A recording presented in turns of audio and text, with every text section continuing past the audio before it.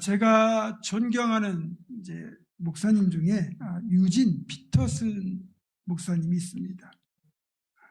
개신교 영성가이기도 한데요. 이분의 책 중에 이런 이야기가 나옵니다. 이분이 청소년 시절에 흠모하던 매력적이고 생기발랄한 2명의 여학생이 있었다고 해요. 근데 이 여학생들이 고등학교를 졸업하고 먼 도시에 있는 대학에 진학을 해서 이제 대학교에 다니다가 방학이 되면 다시 시골로 돌아와서 지냈는데, 문제는 대학에 진학한 뒤 이 여학생들이 당시 미국에서는 볼 수 없었던 화사한 립스틱의 짧은 미니스커트를 입고 다녔다는 겁니다. 어느 주일 아침 교회에서 예배 드리는데 앞줄에 앉아 계신 어른들 사이에서 그 2 여학생을 보고 수군대는 소리가 들렸습니다. 쟤네들 타락한 것 같지 않아요? 그런 어른들의 염려와는 달리 훗날 그 자매들 중에서 하나는 목사 안에 사모가 되었고, 또 한 사람은 남편과 함께 아프리카 선교사가 되었다고 합니다.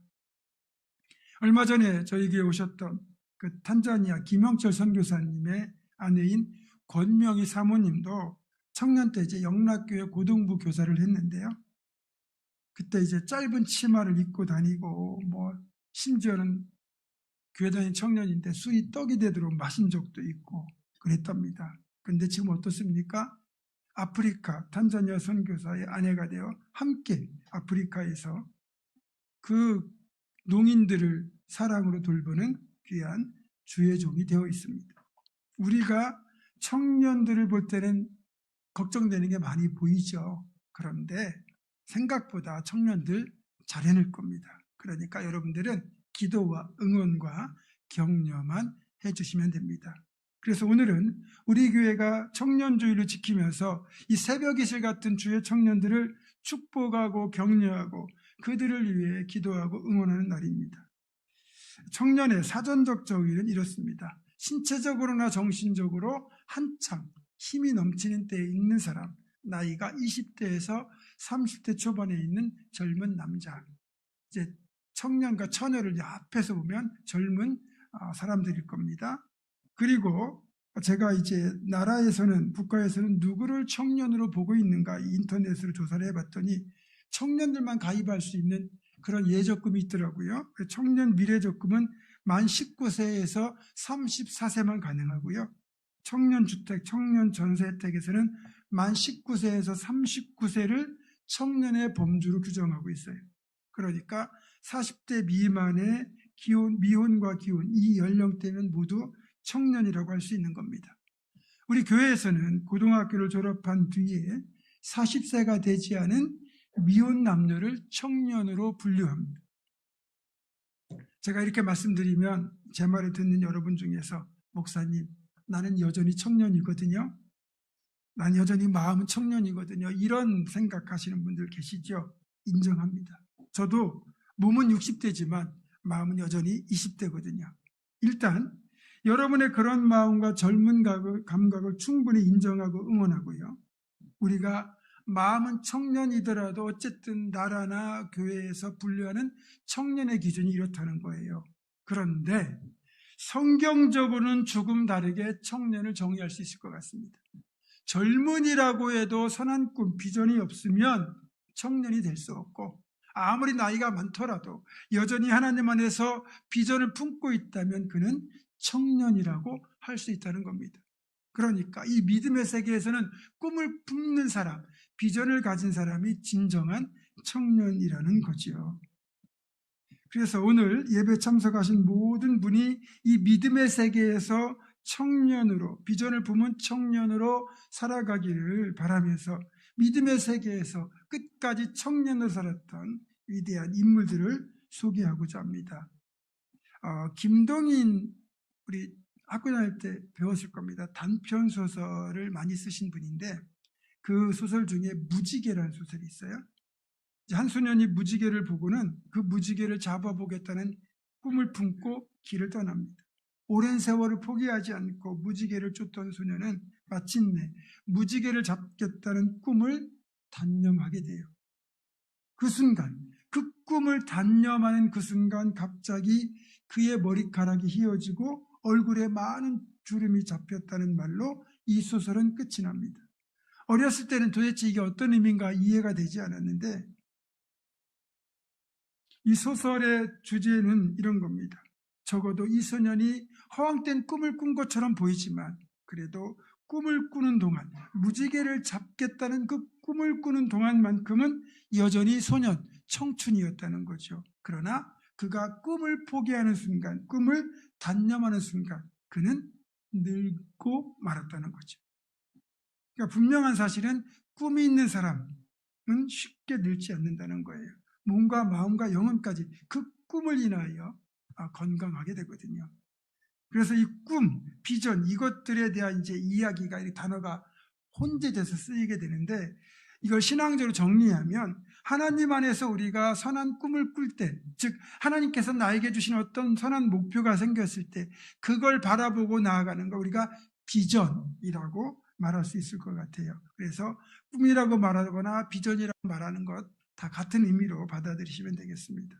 그래서 저는 오늘 한 사람이 이 믿음의 세계에서 비전을 품고 청년으로 살았을 때 어떤 일이 일어나고 그에게 선한 영향을 받아 또 그 비전에 적극적으로 동참했던 또 다른 청년 2명을 소개하려고 합니다. 첫 번째 이 비전을 품은 청년은 누구냐? 모세입니다. 놀랍게도 모세가 하나님으로부터 출애굽이라는 사명을 부여받던 때가 그의 나이 80세일 때, 80세라고 하면 죄송한 얘기지만 이미 뒷방 노인네 취급을 받을 나이 아닙니까? 그런데 그 나이에 모세는 다시 청년이 되었습니다. 왜냐하면 모세는 꿈의 사람, 비전의 사람이 되었기 때문입니다.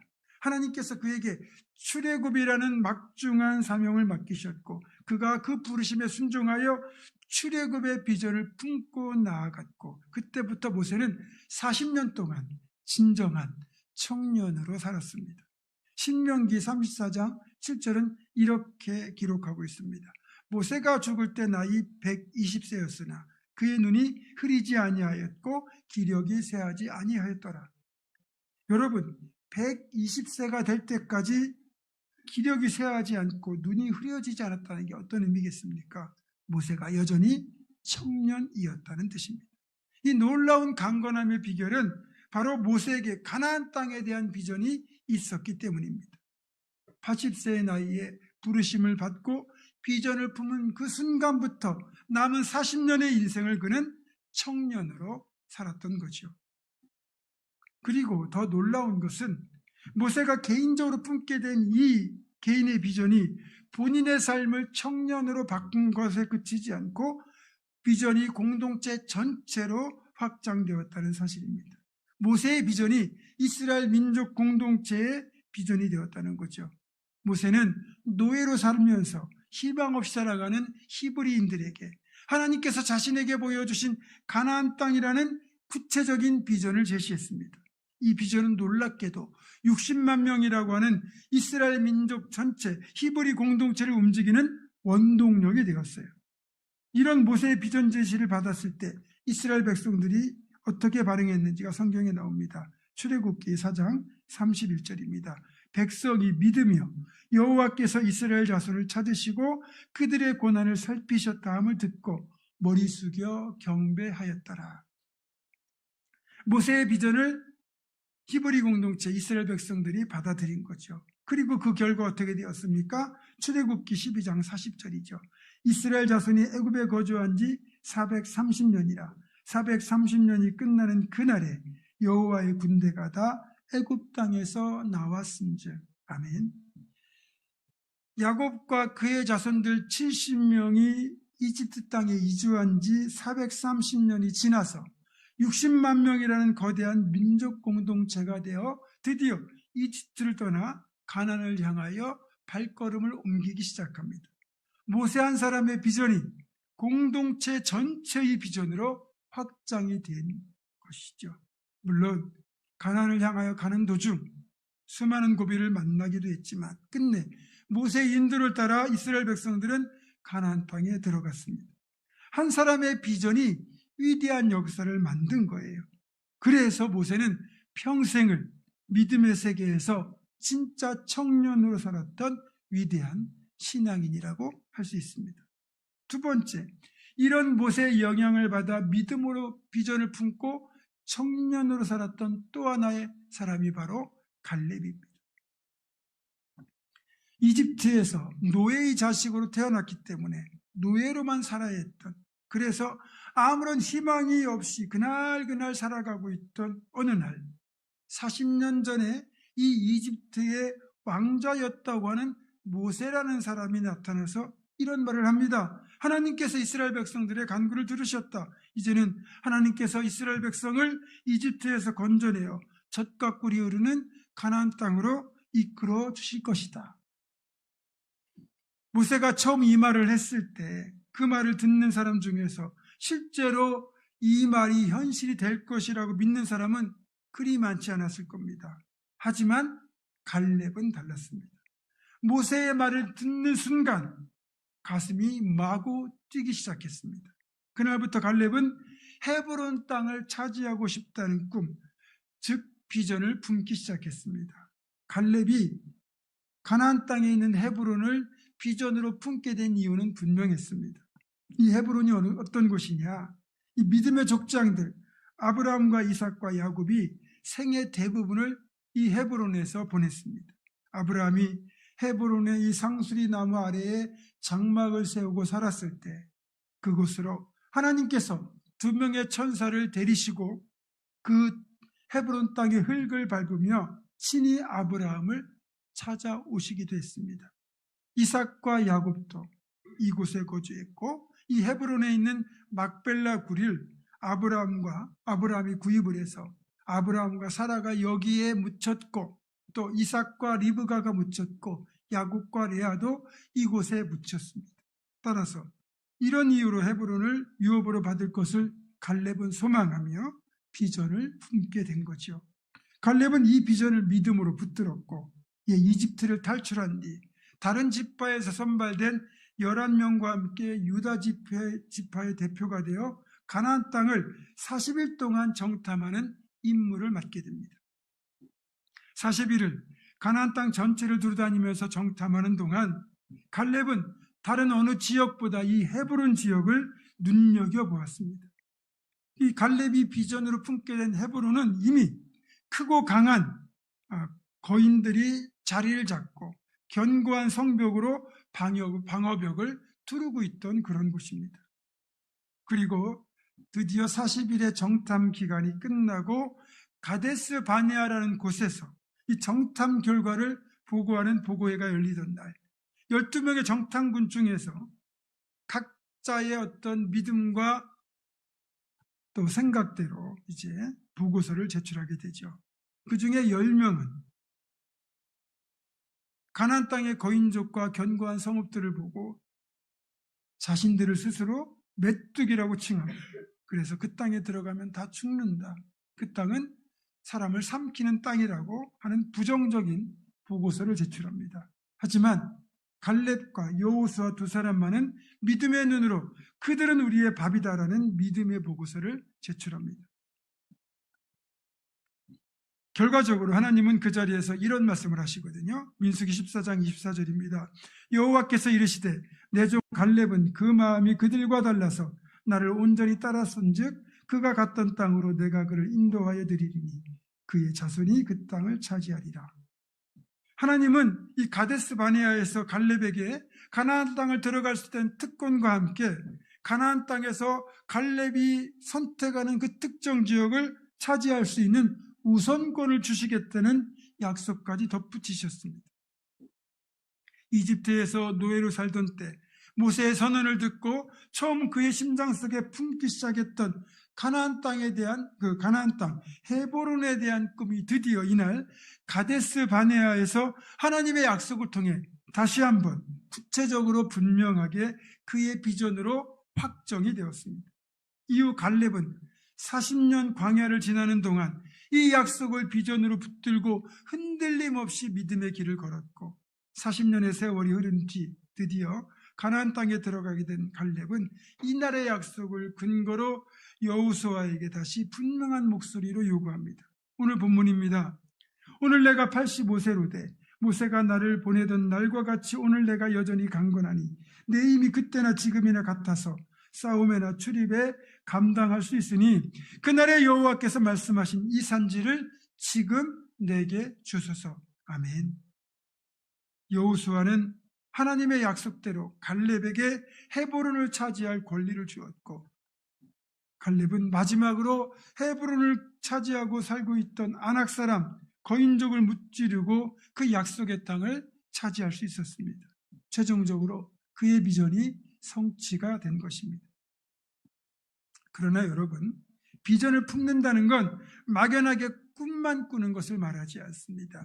내가 품은 비전을 이루기 위하여 합당한 대가를 치를 각오가 되어 있을 때 그걸 비전이라고 할 수 있는 겁니다. 갈렙은 이 헤브론을 얻기 위해서 기꺼이 대가를 치를 각오를 했습니다. 그것이 자기 생명일지라도 말입니다. 비록 거인적인 아낙 자손이 막아서고 견고한 성벽이 막아설지라도 그는 그 비전을 위하여 목숨을 걸고 달려갔습니다. 가나안 땅에 들어가면 아브라함이 살던 헤브론을 차지하고 거기에서 하나님과 교제하며 사는 비전을 품었던 갈렙. 그는 40년 넘게 이 비전을 붙들었고 결국 헤브론을 유업으로 받았습니다. 갈렙에게는 포기하지 않는 꿈, 거룩한 비전이 있었고 갈렙의 그 비전이 그를 85세가 될 때까지 여전히 청년으로 살게 만들었습니다. 세 번째, 여호수아는 지금 말씀드린 갈렙 이상으로 믿음의 세계에서 비전의 사람, 청년으로 살았던 사람입니다. 여호수아는 모세의 뒤를 이어 이스라엘 백성을 이끌고 가나안 땅을 정복하여 땅을 배분하는 과업까지 마치고 죽기 전에 세겜의 백성들을 모아 하나님만 신실하게 섬기도록 언약을 재갱신하는 사명까지 감당함으로써 110세가 되어 죽는 날까지 믿음의 세계에서 청년으로 살았습니다. 여호수아 갈렙과 여호수아는 비전을 공유했던 최고의 동역자이기도 했습니다. 실제 20세 이상으로서 이집트를 떠났던 이스라엘 백성 중에서 가나안 땅에 들어간 사람은 여호수아와 갈렙 두 사람뿐이었습니다. 모세 한 사람이 믿음으로 비전을 품었을 때 그 비전이 개인의 비전에서 끝나지 않고 공동체의 비전으로 확장이 되었을 뿐만 아니라 동일한 비전을 품은 위대한 신앙인 여호수아와 갈렙이라는 비전의 사람을 배출하는 열매로 이어졌습니다. 소위 현실적인 사람들은 꿈을 무시하고 비전을 비웃습니다. 실제로 모세의 비전을 비웃고 여호수아와 갈렙의 꿈을 비웃는 사람들도 많았을 거예요. 그러나 모세, 여호수아, 갈렙은 그 비웃음을 견디며 끝까지 믿음으로 하나님을 붙들었고 하나님께서 주신 그 비전을 포기하지 않았습니다. 결국 그들이 믿음으로 품었던 비전은 소망이 되고 소망은 인내와 함께 그 비웃음을 견디는 힘이 되었고 무엇보다 신실하신 하나님의 약속을 믿는 믿음이 비전을 끝내 이룰 수 있는 원동력이 되었습니다. 그 비전은 점점 확장되어 공동체를 살렸고 공동체를 구원했습니다. 이제 우리에게도 이런 비전이 필요합니다. 우리 교회는 이제 59살, 내년이면 창립 60주년이 됩니다. 결코 적은 연륜이 아니죠. 그러나 교회 역사가 오래되었다는 그 시간적인 역사를 자랑하기보다 지금도 하나님의 역사가 나타나는 건강한 교회라는 자랑을 해야 됩니다.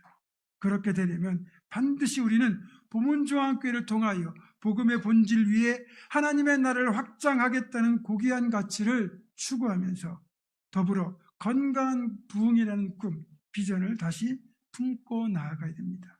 다시 말하면 믿음의 세계에서 우리 교회도 청년 교회가 되어야 한다는 거죠.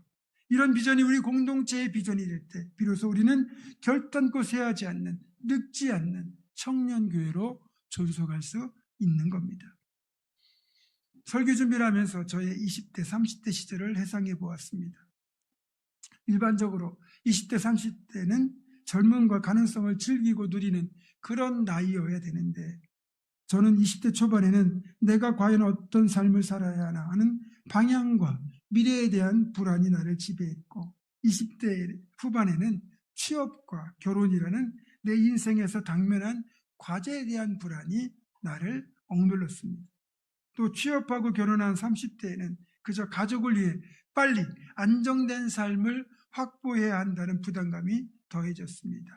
이 모든 불안과 부담에는 기댈 언덕이 없고 아무것도 갖춰지지 않은 상태의 내 스펙과 거의 깡통에 가까운 재정으로 인한 인간적인 염려가 한 몫을 했던 것 같습니다. 다만 이 모든 불안과 염려를 해결할 수 있었던 비결은 하나님께서 내 삶을 책임지실 것이라는 일종의 기대, 신앙의 배짱이 자리하고 있었고, 하나님은 그런 저의 모습을 한없는 긍휼로 품어주셨습니다. 그래서 점점 치열해지는 경쟁 속에서도 낙오하지 않고 여기까지 올 수 있도록 인도해 주셨습니다. 그렇게 살다 보니 저도 어느덧 60이 넘었습니다. 제가 우리 교회보다 3살이 더 많습니다. 그런데 오늘 설교를 준비하면서 깨닫게 된 감사가 있습니다. 솔직히 말씀드리면 제가 60세가 넘어서면서부터 늘 성도들에게 미안한 마음이 하나 있습니다. 그건 나이가 들어가는 것과 비례해서 감각이 떨어지고 순발력이 떨어지고 도전의식이 흐려진다는 것 때문에 이 보문중앙교회가 건강한 성장을 하는 데 있어 혹시 내가 걸림돌이 되는 것은 아닌가라는 것이었습니다. 그런데 오늘 말씀을 준비하면서 내가 하나님 안에서 선한 비전을 품고 그 비전을 향해 나아간다면 여전히 나는 청년 목사이겠구나 라는 생각을 하게 되었고, 하나님이 저에게 이제는 그만해라 하시는 그 은퇴의 그날까지 부문중학교를 통해 이루실 하나님의 역사를 나의 비전으로 품고 달려가야지 라는 다짐을 하게 되었습니다. 말씀을 정리합니다. 먼저 여러분 개인이 모세, 여호수아, 갈렙 같은 위대한 비전을 품고 살아가기를 바랍니다. 무엇보다 가족 전체를 예수를 믿게 해서 믿음의 가정을 만들겠다는 것도 굉장히 중요한 비전입니다. 여러분이 이런 비전을 붙들고 나아간다면 여러분은 나이와 상관없이 청년입니다. 또 오늘이 청년주일인데 청년들을 잘 세워주기를 부탁합니다. 적어도 우리 장년들은 청년들에게 권위와 복종을 강요하는 어른이 아니라 본받고 싶고 존경할 수 있는 어른이 되어야 합니다. 무엇보다 청년들로 하여금 비전을 품고 나아갈 수 있도록 돕는 모세가 되어야 합니다. 그리고 비전의 사람 모세를 통해 이스라엘 공동체가 출애굽의 비전을 이룬 것처럼 또 여호수아와 갈렙이라는 또 다른 비전의 사람을 배출한 것처럼 우리를 통하여 비전이 확장되어야 합니다. 그렇게 우리 성도들 모두가 비전을 품은 사람이 되어 믿음의 세계에서 청년으로 살아가고 비전을 품은 청년교회가 될 수 있기를 주님의 이름으로 축원합니다. 기도하겠습니다. 새벽 이슬 같은 청년들을 사랑하시는 우리 아버지 하나님, 우리 성도들 모두가 비전의 사람이 되어 청년으로 살아가게 하시고 우리 교회가 이런 비전을 품고 나아가는 청년교회가 되게 하옵소서. 우리 주 예수 그리스도의 이름으로 기도드립니다. 아멘.